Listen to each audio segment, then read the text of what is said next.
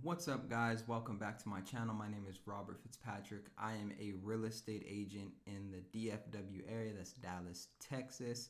And today I'm going to be talking to you about how to buy your first home. Now, if you're somebody who's already purchased a home, this would be a good time to get a refresher and think about what it is you need to do if you're thinking about moving on from the current property you own. Okay, so I'm breaking this down into segments, and there's going to be about 7 or 8 videos that detail step by step what you need to do. So this is the first video. So in this first video, I'm going to be talking about finding a real estate agent because this is so important. A real estate agent is going to be able to tell you exactly what you need to know to get the property that you want to get. Or if they don't know what to tell you, they're going to be able to point you in the right direction. For example, they're going to be able to recommend a lender. They're going to be able to tell you information on the neighborhood you're looking in. They're going to be able to tell you on what we can negotiate and what homes are going for in a certain area so that when you go to the lender, you know exactly what to ask for. So let's get into it. How do you find a good real estate agent? What are the things that you want to look for in a good real estate agent? And mind you, I'm a real estate agent, so I'm going to try to be as unbiased as possible and put that to the side. So one of the things that I think many people look for in a real estate agent is experience. They want to know how much experience do you have as a real estate agent. And here's the truth. Close to 90% of real estate agents don't make it past 5 years. So many of the real estate agents you're going to come in contact with probably don't have over 5 years of experience. That doesn't mean they're bad real estate agents.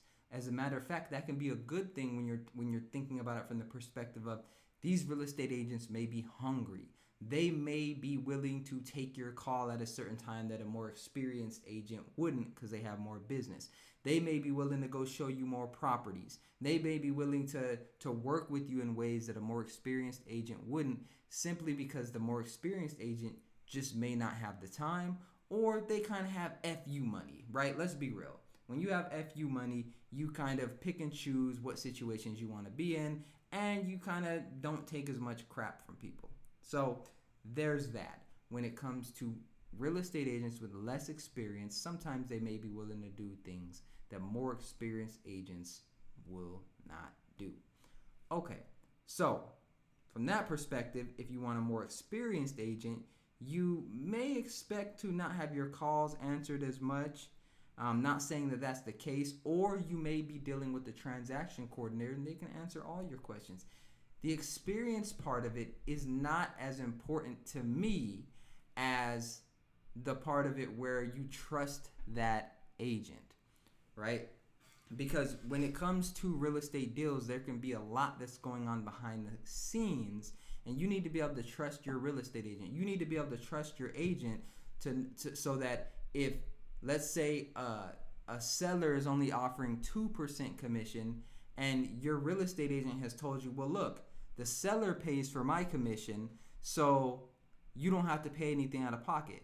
Well, if most real estate agents are getting 3% and this seller is only offering 2%, and your real estate agent has already agreed that they're going to put your commission that you owe them at whatever the seller offers, you need to be able to trust that that real estate agent is going to go down to that 2% and not go past properties just because the commission being offered is lower. So that's why trust can be a big factor in choosing your real estate agent.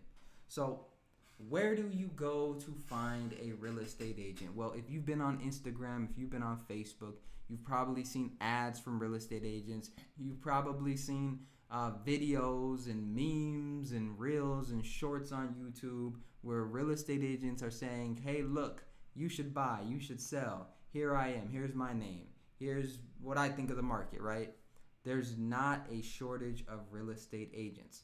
So if I were looking for a real estate agent, and this is me talking as a consumer now, not as a real estate agent, as a consumer now, what I would do is I would try to find a real estate agent who has a social media presence so that I can see that they're actually out there doing what they say they're doing. not only a social media presence, but I would look at what are they advertising, what are they marketing on their page. Is it all just them riding around in fancy cars and things like that? If so, maybe that says they make a lot of money. Maybe they're renting, maybe they're leasing those things. But that doesn't mean that you're dealing with somebody that can help you in your specific situation, right? So if I was going to search for a real estate agent, I would want to, one, look for a social media presence. Two, I would want to know whether this real estate agent works specifically in this area, right? I know that we can be licensed in multiple states and all this other stuff, but you want a real estate agent that understands your local market. And so many real estate agents find their clients through building a relationship. So there might be a real estate agent who's trying to build a relationship with you, or who's been building a relationship with you. Think back. At some point, you've likely come into contact with a real estate agent, or you've been watching their content. It might be a good idea to start there. You've seen their content online. Send them a text message. Send them a DM. Get in touch with them and just interview them. And I'm going to go through a couple questions that will help you interview your real estate agent. Okay. First question you want to ask your real estate agent is, what makes you the best real estate agent for the job? Now, this is just an icebreaker question. This is just to kind of pick their brain and see how they'll respond. If they start talking down on other real estate agents, that's a red flag. If they start talking about how much money they personally have and the kind of car they drive, red flag. What you want to be looking for is, are they talking about serving you? So if I were asked that question, hey, what makes you the best real estate agent for this job? Right? A response that I typically would give is, I'm the best real estate agent for this job because I care about you and you getting towards your real estate goals. Like I care about you achieving that. I want you to win, right? I want you to win, and I'm willing to put your needs above mine in order to make that happen. Now, I'm sure you would get great service from other real estate agents, and I don't know how they operate. I'm not going to throw anybody under the bus, but what I can tell you over here is that I am customer focused, and I make sure that I give 100%, right? An answer like that.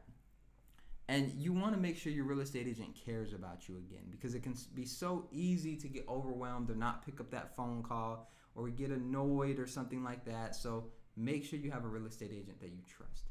Okay, so that's the first question is, what makes you the best agent for the job, right? You're just really trying to see how they communicate, see how they articulate under pressure. Right, that's one question. Another question that I think consumers should ask a real estate agent that they are vetting or interviewing. A question that I would ask is,